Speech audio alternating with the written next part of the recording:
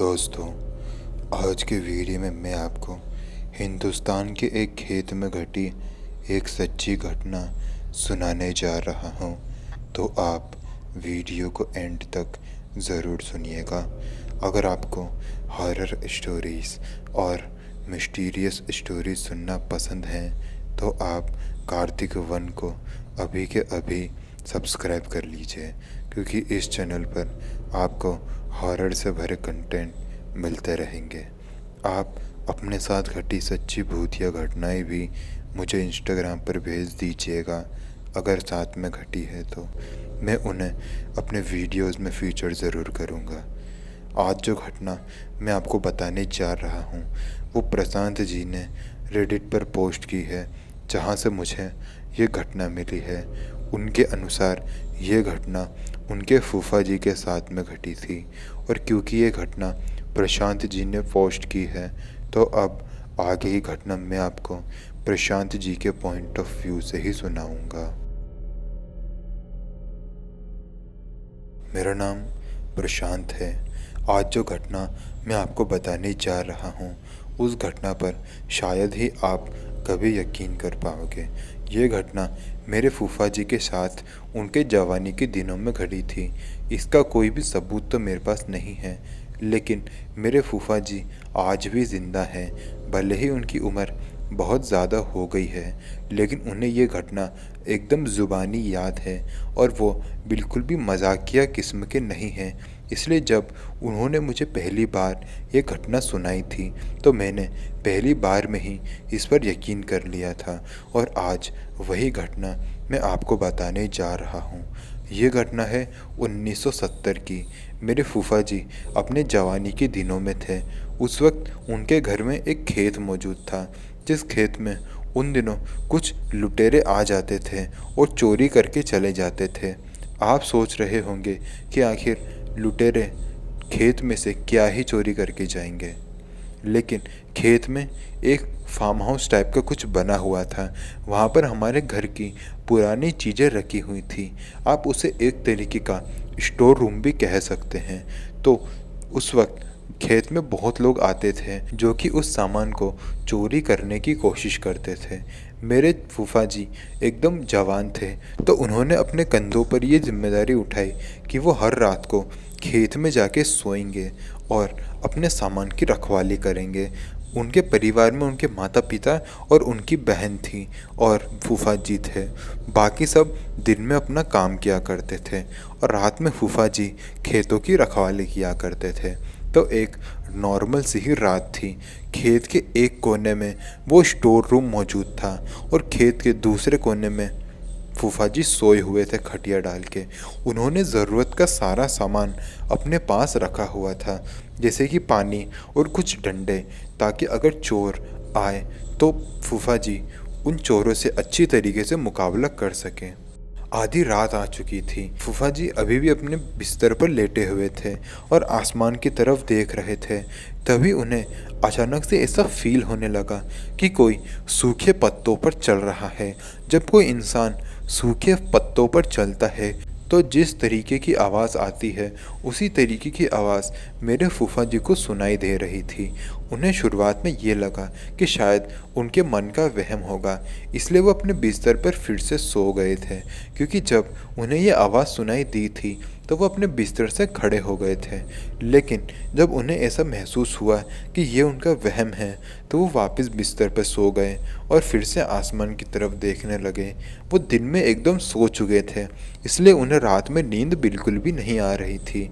इसलिए वो आसमान की तरफ अपनी आंखें खोलकर लेटे हुए थे।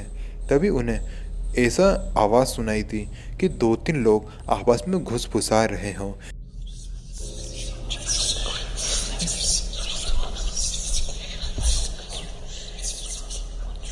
जब उन्होंने ये घुसपुसाने की आवाज़ें सुनी तो उन्हें ये कंफर्म हो गया कि इस खेत में पक्का कोई चोर लुटेरे घुस आए हैं जो कि इस खेत के सामान को चुराना चाहते हैं।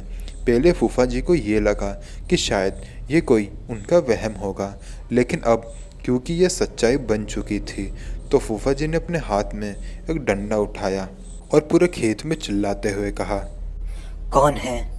जो भी है मेरे सामने आ जाओ। अगर मैंने तुम्हें पकड़ा तो तुम्हें दिक्कत हो जाएगी।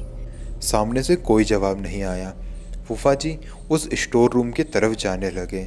वो देखना चाहते थे कि कोई चीज़ चोरी तो नहीं हुई।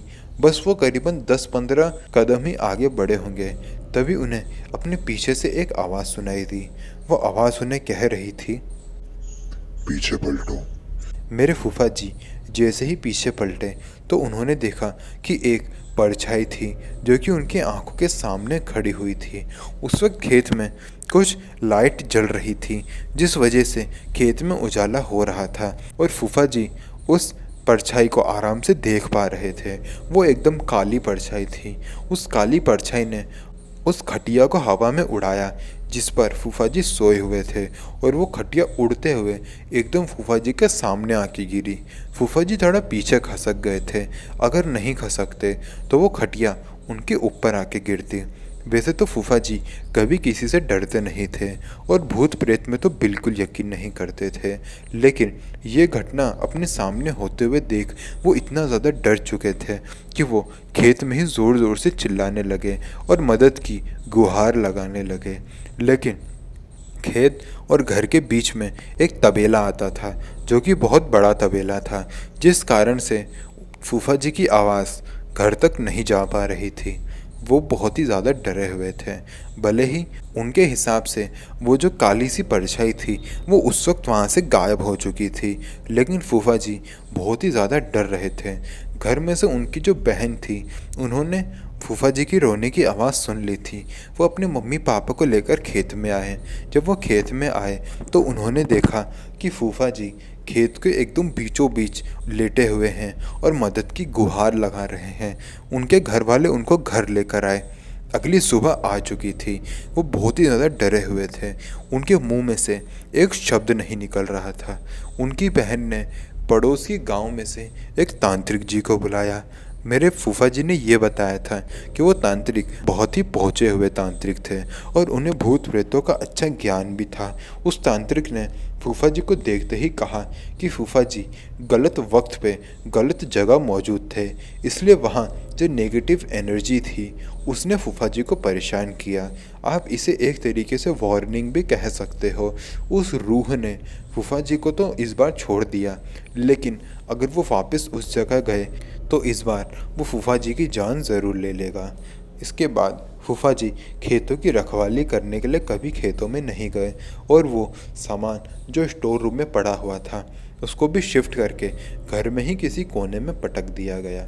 उसके बाद जब मैं पैदा हुआ और थोड़ा बड़ा हुआ तो फूफा जी ने मुझे एक कहानी बताई जिस पे मैंने पहली बार में ही यकीन कर लिया था, और आज ये घटना मैं आपको बता रहा हूँ। तो दोस्तों, वीडियो पसंद आए तो वीडियो को लाइक करें, कमेंट करके बताएं कि अगली वीडियो आपको किस टॉपिक पर चाहिए। वीडियो को लाइक करना तो बिल्कुल मत भूलिएगा। चैनल का सब्सक्राइब कर लीजिए। अगर आपके साथ भी कोई सच्ची घटना घटी हो तो वो भी आप मुझे मेरे इंस्टाग्राम पर भेज सकते हैं। तो मिलते हैं अगले वीडियो में। तब तक के लिए जय हिंद, जय भारत।